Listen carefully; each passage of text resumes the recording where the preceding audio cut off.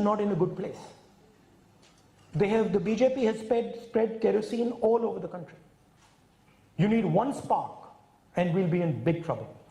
बस एक चिंगारी लगने की देर है और हम सब मुसीबत में पड़ सकते हैं। ये बात राहुल गांधी ने तब कही थी जब वो पिछले साल मई में लंदन गए थे।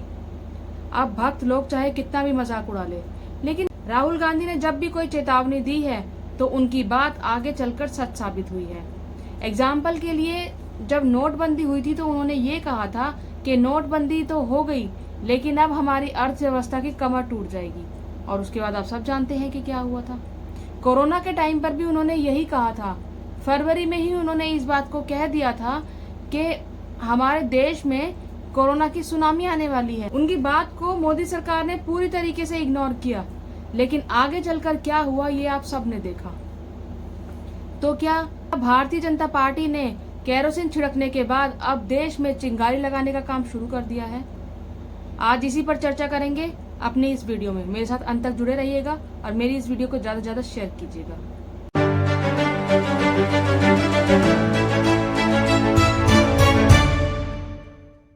हेलो एंड वेलकम दोस्तों, मैं हूं वंदना और आप देख रहे हैं लीगल चॉइस। दोस्तों, देश के अलग अलग हिस्सों से हिंसा की खबरें आ रही हैं। मणिपुर में तो आप सभी जानते हैं कि 3 महीने से हिंसा चल रही है और अभी तक भी वहां की हिंसा थमी नहीं है। और अभी कुछ दिन पहले महाराष्ट्र में ट्रेन के अंदर जो घटना हुई जिसमें एक आरपीएफ ऑफिसर चेतन सिंह ने 3 मुसलमानों सहित 4 लोगों की हत्या कर दी। और उसके बाद खबर आई मेवात से, जो कि गुड़गांव से कुछ दूरी पर ही है। दरअसल वहां पर एक शोभा यात्रा निकाली गई हिंदुओं की, और कहा यह जा रहा है कि जब वहां से शोभा यात्रा निकल रही थी तो उस पर पत्थरबाजी की गई और सारा का सारा जो दोष है वो एक ही कम्युनिटी पर मढ़ दिया जा रहा है, जैसा कि हमेशा होता ही है। लेकिन सोचने वाली बात यह है कि क्या ताली कभी एक हाथ से बजती है? आइए जानते हैं अब इसकी पूरी कहानी क्या थी। इस व्यक्ति को देखिए, ये है मोनू मानेसर। इसको तो आप अच्छे से जानते ही होंगे, ये सरकार का खास आदमी है। सरकार का खास आदमी इसलिए कह रही हूँ क्योंकि कुछ महीने पहले 2 मुसलमानों को जिंदा जलाने का आरोप इस व्यक्ति के ऊपर था, लेकिन सरकार ने इसके ऊपर कोई एक्शन नहीं लिया, पुलिस ने कोई एक्शन नहीं लिया और ये व्यक्ति अभी भी खुलेआम घूम रहा है। ये व्यक्ति बजरंग दल से है और ये खुद को गौरक्षक कहता है। 31 जुलाई को इस व्यक्ति ने अपने सोशल मीडिया हैंडल से, ट्विटर से, फेसबुक से एक वीडियो वायरल करवाई जिसमें ये भड़काऊ बयान देता हुआ नजर आया। उस वीडियो में इसने ये कहा कि मेवात में हम आ रहे हैं शोभा यात्रा लेकर, जितने ज्यादा से ज्यादा लोग हो सके हिंदू भाई हमारे जुड़ जाएं। हम मेवात में आएंगे और जिसके अंदर हिम्मत है हमें रोक कर दिखाए। हिम्मत है तो मुझे रोक कर दिखाओ। इसके साथ ही एक बिट्टू बजरंगी है, ये भी हिंदुत्ववादी संगठन से है। इसने भी एक वीडियो वायरल करी, इसमें भी उसने भड़काऊ बात कही। इसने कहा कि मेवात वालों, तुम्हारा जीजा आ रहा है, स्वागत करने के लिए तैयार हो जाओ। ये बताया नहीं और ये बोलेंगे कि बताया नहीं कि हम ससुराल आए और मुलाकात नहीं हुई, तो इसलिए हम पूरी लोकेशन देंगे। अभी हम पाली हैं और निकलेंगे धौस से ही। फूल माला तैयार रखना, कोई दिक्कत नहीं है। जीजा आ रहे तुम्हारे? हाँ बिल्कुल, क्योंकि ये बोलते हैं ना कि बताना नहीं, निकल गए जी, बताया नहीं, पूछा नहीं। ये सारे मुलाकात करने के लिए और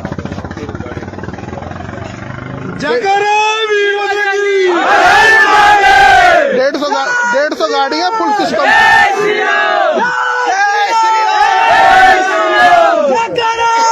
मेवात जो है वो मुस्लिम बहुल इलाका है, वहाँ पर 80% मुस्लिम रहते हैं। अब वहाँ पर इस तरीके की बातें कहना, इस तरीके का बयान देना और उकसाने वाली बातें कहना, इनकी बातों से, इनकी भाषा से साफ पता चल रहा है कि ये उकसाने की कोशिश कर रहे हैं। और जब ये शोभा यात्रा निकाली जा रही थी तो वहाँ पर कुछ लोगों के हाथ में हथियार भी देखे गए, और जैसा कि एक्शन पर रिएक्शन होता ही है, इस भड़काऊ बयान से जब शोभा यात्रा वहां पहुंची तो वहां पर पत्थरबाजी भी की गई और इसी तरीके से ये हिंसा भड़कती चली गई। वीडियोस कुछ वायरल हुए हैं, उसमें ये भी देखा जा सकता है कि कुछ लोगों के हाथ में लाठी डंडे भी हैं और कुछ के हाथ में हथियार भी हैं। खुद भाजपा के ही सांसद राव इंद्रजीत ने ये बात कही है। उन्होंने कहा है कि जब शोभा यात्रा निकल रही है तो उसमें हथियारों का क्या काम, और ये बात सही भी है। लेकिन जब इतना सब कुछ हो जाता है तो सारा का सारा ठीकरा जो है मुसलमानों के ऊपर फोड़ दिया जाता है, सारा इल्जाम उनके ऊपर डाल दिया जाता है। मैं ये नहीं कह रही कि मुसलमान जो है वो सही है, उन्होंने भी गलती की है। अगर हिंदुओं ने गलती करी है तो मुसलमानों ने भी गलती की है। गलती दोनों तरफ से है। मैंने पहले भी कहा था ताली कभी भी एक हाथ से नहीं बजती, लेकिन पहले उकसाना, भड़काऊ बयान देना और फिर हथियार लेकर जाना, इस बात से क्या साबित होता है? यही एक पूरा सोचा समझा पैटर्न है। ये पैटर्न अब से नहीं, ये पैटर्न बहुत पहले से फॉलो किया जा रहा है। दिल्ली के जो दंगे हुए थे तब भी ऐसा ही हुआ था। पहले भड़काऊ बयान दिए गए थे, उसके बाद इसी तरीके की हिंसा सामने आई थी और उसके बाद मुसलमानों को बदनाम किया गया था। इस बात से तो यही लगता है कि इन लोगों का पहले से ही इंटेंशन थी, सब कुछ पहले से प्री प्लान था। अब जहाँ इल्जाम सारा मुसलमानों को दिया जा रहा है, वहाँ पर हिंदू संगठन वाले किस तरीके से गुंडागर्दी कर रहे थे ये भी आप देख लीजिए। न्यूज लॉन्ड्री के एक पत्रकार हैं अनमोल प्रीतम, वो वहाँ पर रिपोर्टिंग के लिए गए थे। अब जब वो वहाँ पर पहुंचे तो देखिए उनके साथ क्या हुआ।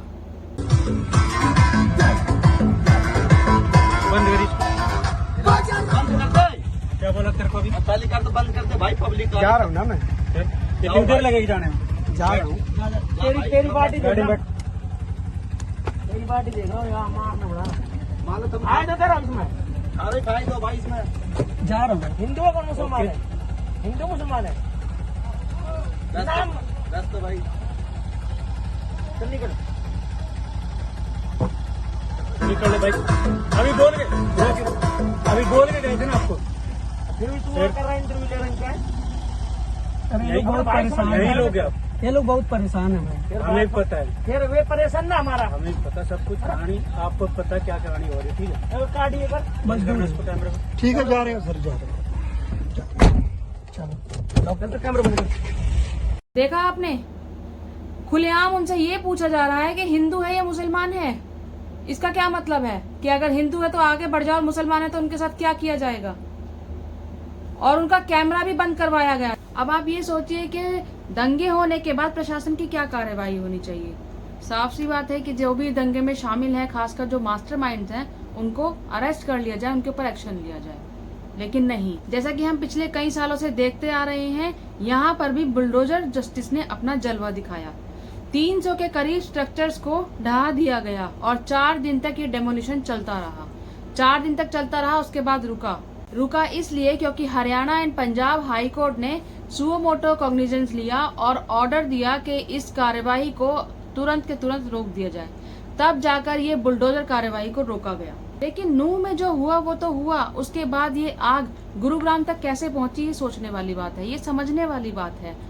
दरअसल नूह की हिंसा के बाद बजरंग दल के जो लीडर हैं नीरज वत्स, वो अपने फेसबुक पर लाइव आते हैं और ये कहते हैं कि अपने एरिया में मुसलमानों को पहचानो और उनको टारगेट करो। तो जो जिस शहर में है ना बक्कल फोड़ो, केस तो जब ये ना डरते तो थारे क्यों चुत्र पट्टा भाई हैं? बक्कल फोड़ो, जहाँ पे जहीं पे है मिले फोड़ो। अगले ही दिन गुरुग्राम की एक मस्जिद में आग लगा दी जाती है और वहाँ के इमाम को गोली मार दी जाती है।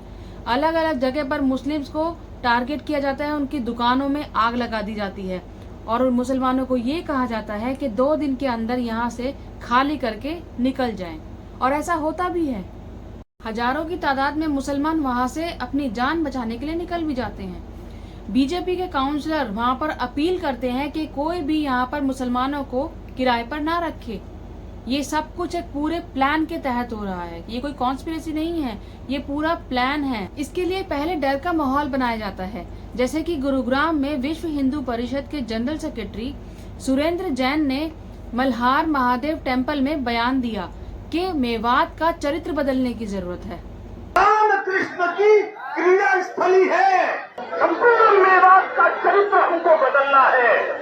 मेवात गौ हत्यारों की धरती नहीं है, मेवात हिंदुओं के हत्यारों की धरती नहीं है। गुरुग्राम में प्रोहिबिटरी ऑर्डर्स होने के बाद भी सेक्टर 57 में एक हिंदू महापंचायत ऑर्गेनाइज की गई और उसमें ये प्रण लिया गया कि जो मुस्लिम्स हैं उनका सामाजिक और आर्थिक बहिष्कार किया जाए और जिन लोगों ने वहाँ की मस्जिद पर अटैक किया है उन लोगों को हर हाल में बचाया जाएगा।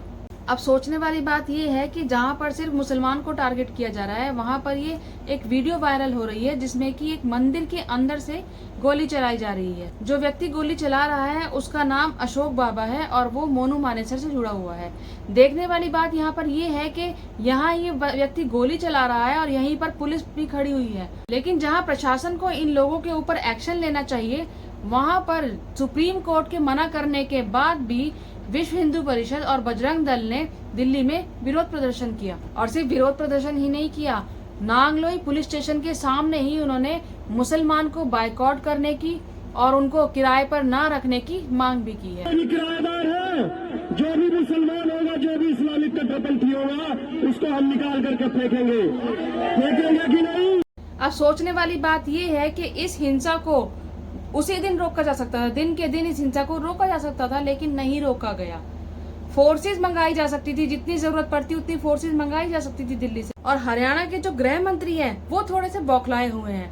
कभी तो वो कहते हैं कि मोनू मानेसर का इसमें कोई हाथ नहीं है, कभी वो कहते हैं कि हमारी पुलिस मोनू मानेसर को पकड़ नहीं पा रही है।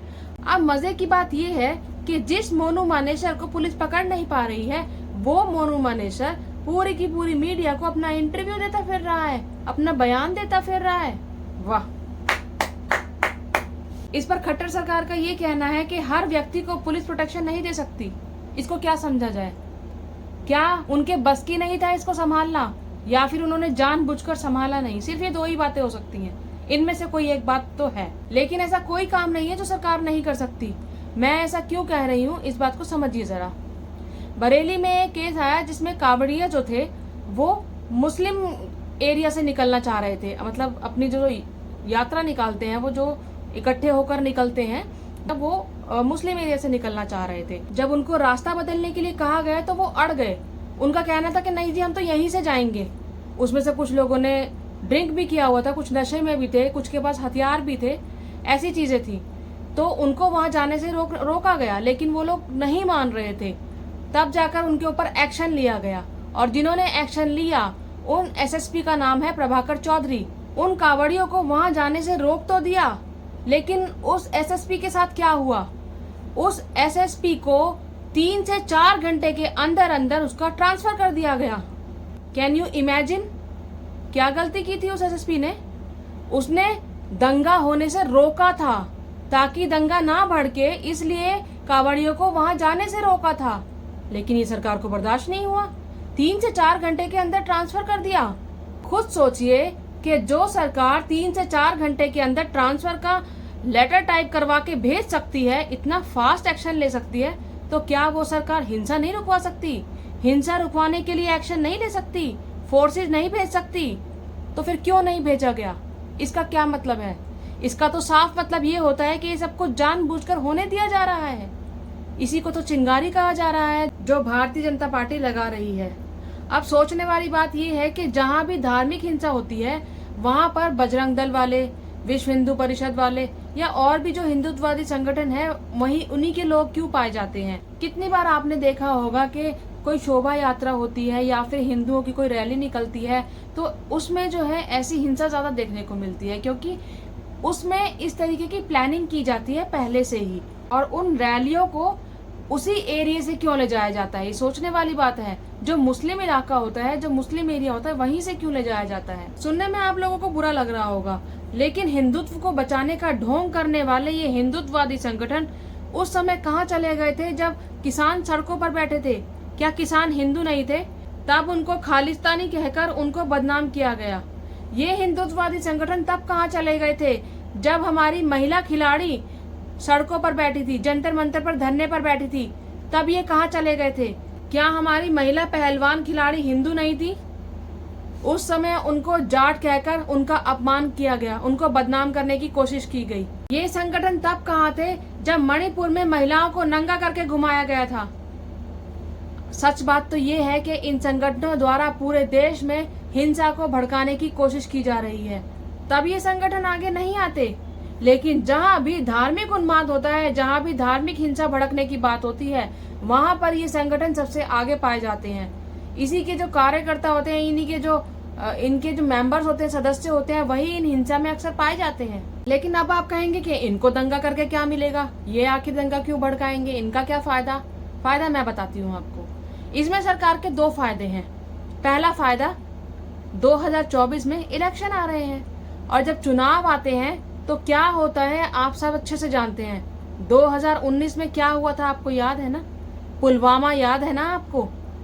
किस तरीके से पुलवामा का अटैक हुआ था और किस तरीके से उस पुलवामा अटैक में जो शहीद हुए थे उनके नाम पर वोट मांगा गया था। जब जब देश में चुनाव होते हैं तब तब इस तरीके की घटनाएं सामने आती हैं। हिंदू मुस्लिम को आपस में लड़वाया जाता है क्योंकि इसका सबसे ज्यादा जो फायदा होता है वो भारतीय जनता पार्टी को मिलता है, क्योंकि उनको दिखाना होता है कि हम हिंदुओं की पार्टी हैं, हम हिंदुत्व को बचाने वाले हैं, देखो हिंदुत्व कितना खतरे में है, और मुसलमानों को बदनाम किया जाता है। अब बात करते हैं दूसरे फायदे की। कब से आप लोग सुन रहे हैं मणिपुर मणिपुर मणिपुर, पूरा देश मणिपुर चिल्ला रहा है, मणिपुर में ये हो गया, मणिपुर में वो हो गया, सरकार क्या कर रही है, सरकार के ऊपर दुनिया भर के सवाल उठ रहे हैं, विपक्ष भी सरकार को घेर रहा है, सुप्रीम कोर्ट भी सरकार को लताड़ रहा है। ऐसे में अगर 2-4 इस तरीके की घटनाएं हो जाए, दंगे हो जाए, तो लोगों का ध्यान भटकेगा या नहीं भटकेगा? बिल्कुल भटकेगा।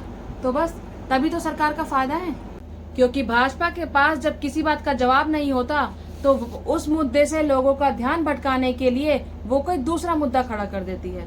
ये कोई नई बात नहीं है, ऐसा पहले भी बहुत बार हो चुका है। तो अभी तो बात हो रही है हरियाणा की, गुरुग्राम की। हो सकता है ये आग फैलते फैलते दिल्ली तक भी पहुंच जाए, क्योंकि दिल्ली और गुरुग्राम में कोई ज्यादा दूरी नहीं है। एक तरीके से आप गुरुग्राम को दिल्ली का हिस्सा भी कह सकते हैं। तो हो सकता है ये आग दिल्ली तक भी फैल जाए। तो इस पैटर्न को समझने की कोशिश कीजिए। पहले डर का माहौल बनाया जाता है, खौफ बनाया जाता है, हिंसा की जाती है, और उसके बाद नफरत फैलाई जाती है, झूठ फैलाया जाता है, पूरी कम्युनिटी को बदनाम किया जाता है। तो आप इस बारे में क्या सोचते हैं? क्या आपको भी लगता है कि ये जो सब कुछ हो रहा है ये 2024 की तैयारी चल रही है? आप अपनी राय कमेंट बॉक्स में जरूर दीजिएगा। मेरी इस वीडियो को लाइक कीजिएगा, शेयर कीजिएगा और मेरे चैनल को सब्सक्राइब जरूर कीजिएगा। जय हिंद, जय भारत।